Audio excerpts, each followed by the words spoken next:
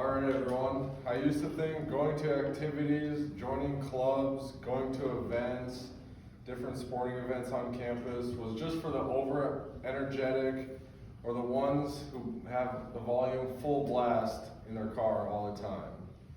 But I've realized that you should be going to events and you should be joining clubs and you should be getting yourself involved in the community on campus and beyond. It isn't about just staying busy. It's about becoming the true you. By getting involved, you become healthier and you become the best version of yourself. I'll be talking about how you learn to fail, you learn to connect with others and build friendships, and lastly, you just get out and move. Number one, activities teach you how to learn, or they teach you how to fail, which then in turn teaches you how to learn and you grow from it. Nobody joins something new and is an all-star at an event or a club or anything they do right away, whether it's singing or anything. Whether it's intramurals, clubs, maybe even a Zumba class. I remember when I first started golfing, I thought I was pretty good. Then I went out with one of my high school buddies who was actually on the golf team, and it was a very humbling experience.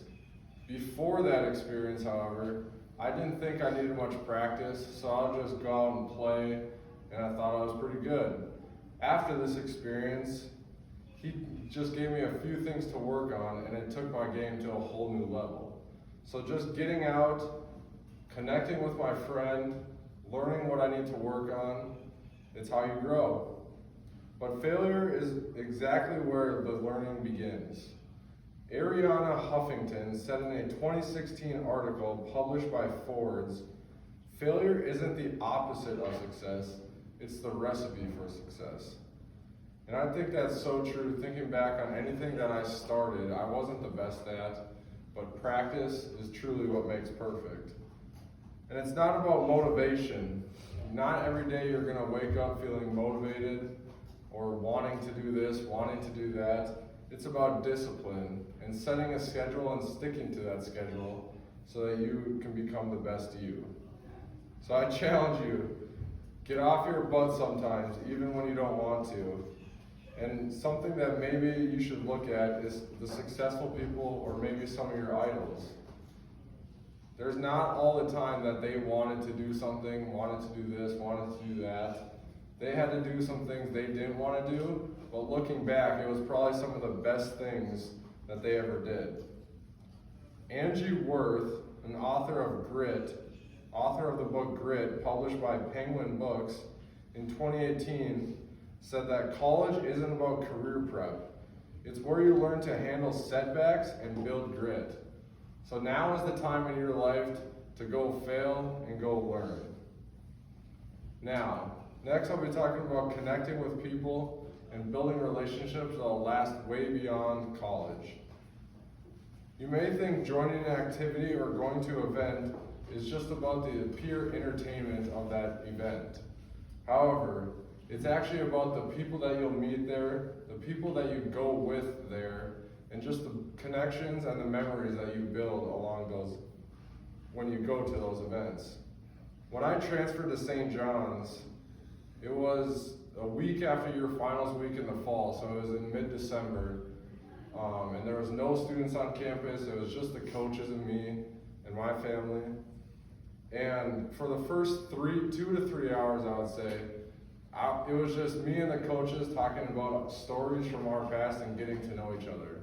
There was no talks about football, no talks about the playbook, and that's truly one of the biggest things that I wanted in my next school, was somewhere that I was going to build relationships that will last beyond my college days. And I think this place has nailed it so far. Dr. Holt, a BYU professor, said in a 2019 study published by the American Psychology Association that strong relationships are one of the greatest predictors in living longer. When I think of older people that have great communities and things to do, things to move, those people live a lot longer, and that's truly what I want later in my life. So I have to challenge myself, and I challenge you to stop just watching Netflix every night or just scrolling your phone on TikTok, and go get out, meet new people, learn new things, and just explore. Gene Taylor said in a 2022 article published by Mayo Clinic, having close friends is one of the best tools for managing stress, feeling supported, and improving overall mental health. So whatever it is, volleyball class, chess club, I challenge you to get involved. Lastly, it'll just force you to move your body, which helps your brain, your overall mood, and your overall life. Our generation is glued to screens, whether that's phone screens, TV screens, whatever it is. But a long time ago, when our bodies were, humans evolved, our bodies were built to move. And physical activity isn't just for athletes. It can be going out for a walk. Sometimes in the winter, I know it's not fun walking from the dorms when it's freezing out to the reef, but when looking back, it's probably some of the best walks for me to get up and get moving. Harvard Medical School published a 2021 article titled "Exercise Improves Mood, Sleep, and Overall Thinking While Reducing Anxiety."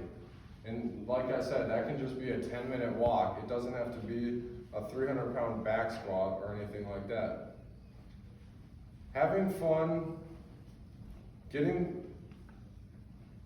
with your friends and going out with your friends and meeting new people, just getting out of your dorm is one of the best things for you. This last Saturday, I experienced Lake Sag for the first weekend, and there was a ton of people that I met, but the crazy part is I've already seen 2 of them this morning walking to the reef and walking to class, and if it wasn't for last Saturday when I went to Lake Sag, I wouldn't have said hi or I wouldn't have met them. So, I challenge you to just get out and get involved. Lastly, when you say yes to anything, whether in this activity, a club, a sport, or an event, you're saying yes to failure, which leads to growth. You'll also build friendships that last a lot longer than any student loans. And lastly, you just move around and move your body. You don't need all the answers. You just need to show up and learn. Remember, it's about discipline, not motivation. 10 years from now, you won't remember your 80th night watching Netflix. You'll remember that night, or you'll remember that event or activity you went to with your friends, that you built that memory. So I challenge you to sign up, show up, and start becoming the true you.